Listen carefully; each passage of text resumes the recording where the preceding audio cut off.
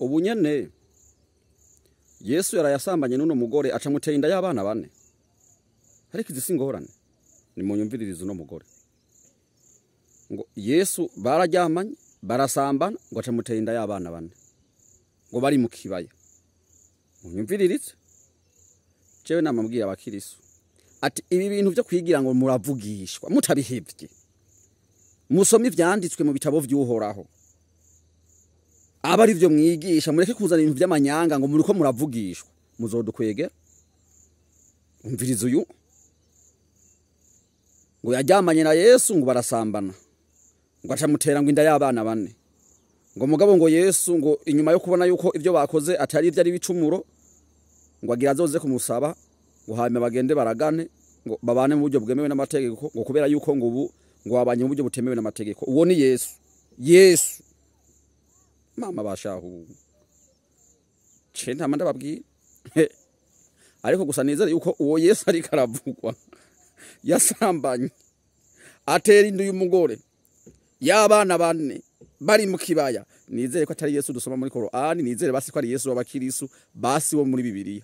Mugabo nawe nyine ngira ngo siwe kubera ko Yesu umusambanyi Yesu umusambanyi yasambanye n'uyu mugore amucumita mugoho nyina wosanga ari no mu rusengero biranagoye. Hariho n'undi numvishije avuga ngo abo bakobwa baba baririmbye yo mu rusengero ngo barongogwe ngo babaterete abarongore mu izina rya Yesu. Ariko basha ndabwire mwe muzodukwegera nyumviriza no mugore. Okay nimwumviriza akamunda. Hari umugabo watera inda neza nka Yesu. Yesu atera inda? Atera inda cyane. Yesu atera inda koko? Yego. Ubu twita inda ya Yesu? Imana wenda nakuriwe ntumvugishe byinshi ahubwo. Mugore twite bamuvugisha amagambo make. Amasha. Mbe Yesu mu kugutera iyo nda hoho abavyeyi bari babizi yari yagusavye abavyeyi hari ico babiziko? Asoni ifite zo kuvuga ko ndi indaya ya Yesu.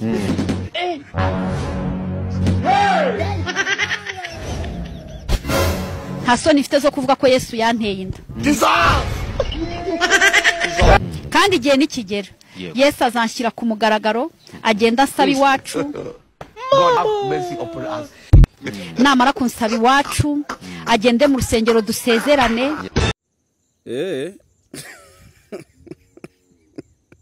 Ahanini ndantwite Yesu yantereye inda mu kibaya kiyobowe n'abashumba batazwi, harimo umushumba bita Rukundo.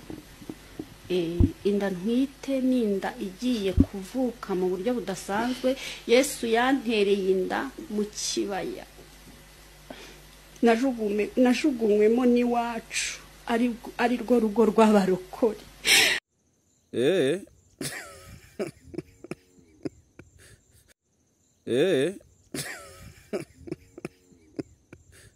Mwizina rya Yesu sawa kabisa bavyumvishije reka bakorereko. Ewe muzodukwegera pastor muzodukwegera mwebwe. Hari umugabo watera inda neza nka Yesu. Yesu atera inda? Atera inda cyane. Yesu atera inda koko? Yego. Ubu twita inda ya Yesu? Imana wenda nakuriwe ntumvugishe byinshi ahubwo. Mugore twite bamuvugisha amagambo make. Amasha. Kandi yakubwiye ko bihagaze gute mu nda byibura? Cyane murabona. Nakubwiye yuko abana batatu bameze neza ariko wa kane ntameze neza.